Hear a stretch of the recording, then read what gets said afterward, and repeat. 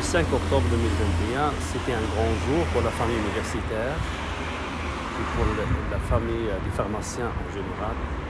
C'était l'apparition du décret 21-375 stipulant la nouvelle organisation de l'Université d'Alger 1 en rajoutant, en créant la faculté de pharmacie, un projet si attendu par les organisateurs et par les décideurs à l'époque du département de pharmacie et les enseignants impliqués dans ce projet.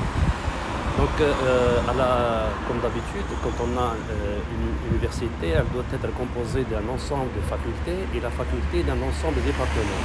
À l'apparition de ce décret et la création officielle le 11 novembre 2021 de cette faculté, il a fallu déposer au ministère un projet mentionnant le nouveau département.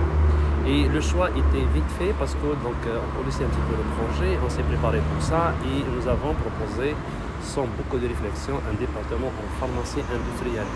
Pourquoi ce département? Parce que ça vient avec l'évolution des choses en termes de l'importance accordée par l'État à ce domaine, la création d'un ministère dédié pour ce secteur, qui est le ministère de l'industrie pharmaceutique. Il y a aussi donc les différentes activités de la Direction générale de pharmacie au niveau du ministère de la Santé par rapport aux pharmaciens d'officine hospitalier, la réforme au niveau aussi de la pharmacie hospitalière. Donc tout ça a fait que le choix doit se faire sur un département de pharmacie industrielle. Donc le département de pharmacie industrielle doit être différent par rapport au département des systèmes classiques qui va être consacré par l'obtention de titre de docteur en pharmacie. Et le choix, donc, ça est basé sur le système LMD. Donc, le système LMD, on a besoin de nouvelles offres de formation, chose qui a été faite, qui a été organisée par l'équipe de formation.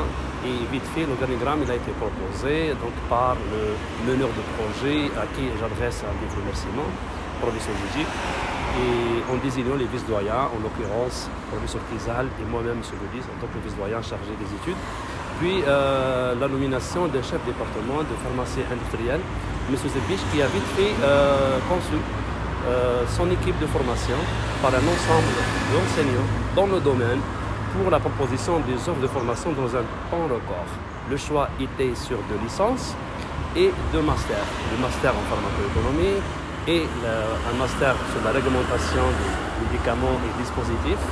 Pourquoi ces 2 masters? En fait, ces 2 masters viennent comme une passerelle par rapport au pharmacien de docteur en pharmacie, ou plus tard, c'est-à-dire l'étudiant en licence formé par le département de pharmacie industrielle. Donc au début, on n'a pas cette matière première, c'est-à-dire l'étudiant de licence, on a les docteurs en pharmacie, donc on avait choisi 2 masters que le pharmacien généraliste peut exercer, c'est la pharmacoéconomie et la réglementation, et 2 volets qui sont trop demandés, c'est-à-dire par rapport aux besoins. Il faut savoir que ce ministère de l'industrie pharmaceutique a mis beaucoup de textes réglementaires dans un temps record, une soixantaine de textes, donc il y a ce qu'on appelle une couverture réglementaire.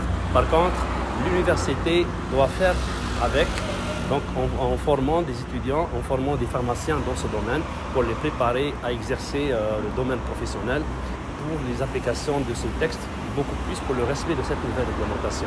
Donc le choix était sur 2 masters, 2 licences. Maintenant, donc, nous sommes là, donc on va commencer. Tous les textes sont là par rapport à la création de cette nouvelle offre de formation, licence et master.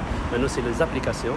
Au mois de septembre, on doit se préparer pour démontrer, c'est-à-dire comment ça se passe, et pour assurer la formation conformément au canevas proposé par rapport à ces offres de formation. Et c'est pour ça qu'on avait besoin de signer pas mal de conventions avec les laboratoires. Et on a besoin d'autres conventions avec d'autres sociétés savantes, d'autres organismes étatiques et publics et privés, syndicats, pourquoi pas, pour couvrir un petit peu le terrain et la formation pratique de ces étudiants de master et aussi les étudiants en licence première année.